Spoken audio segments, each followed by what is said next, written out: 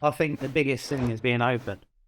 There's so many families that are closed because they think if they're open and They're worried.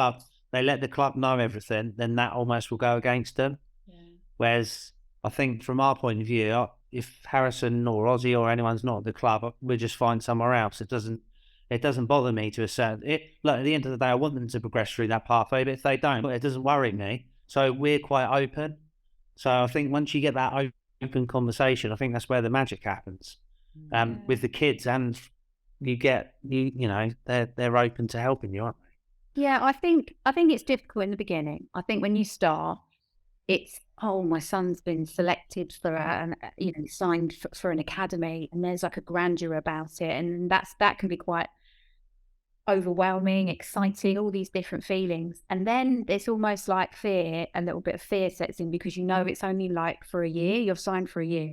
So you've got that whole retain and release period all through, and that can be quite stressful. And we're really fortunate again because we've already been through that. But to this point, up to under 15s with Harrison.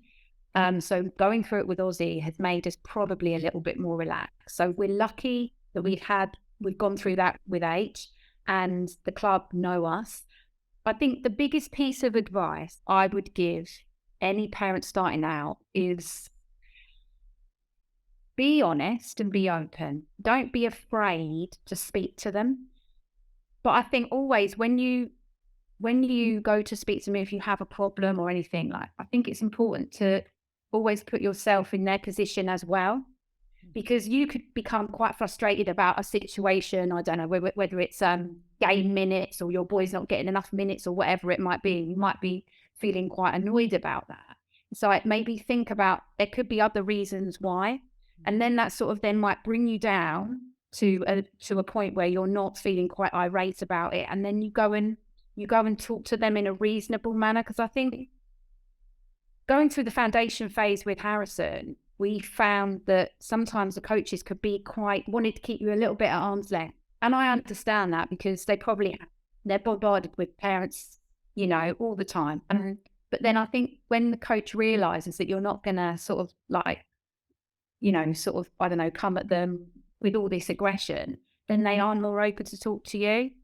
It's just about trying to, I don't know, always, when in any situation, I always just try and think, well, how is that person feeling? Why has that happened? And look at it in a holistic way. Not everything is from my point of view. Like, okay, I'm coming from my point of view, but not everything, I'm not right all the time. Do you know what I mean? Do you understand? Yeah. Do you get that? I think also as well, we've learned, even now with Aussie being 10, is try and get the kids to go and ask the questions. Yeah, that's so bad. Don't.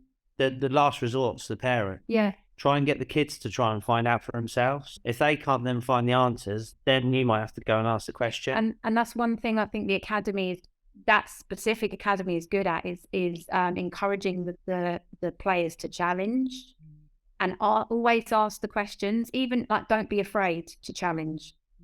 And that's one thing I really like about that particular academy is that they do that, don't you think? Definitely. But also making the boys understand you might not like the answer.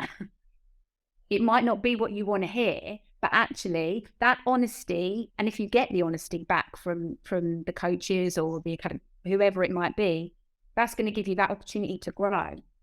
I think, you might not like it, but you might go, okay, well, how am I going to get to where I want to be? And also challenging and questioning yourself, like as a player. I think the conversations always bring stuff out. If you don't talk, then you don't find things out, and then you can't go away and work on them things.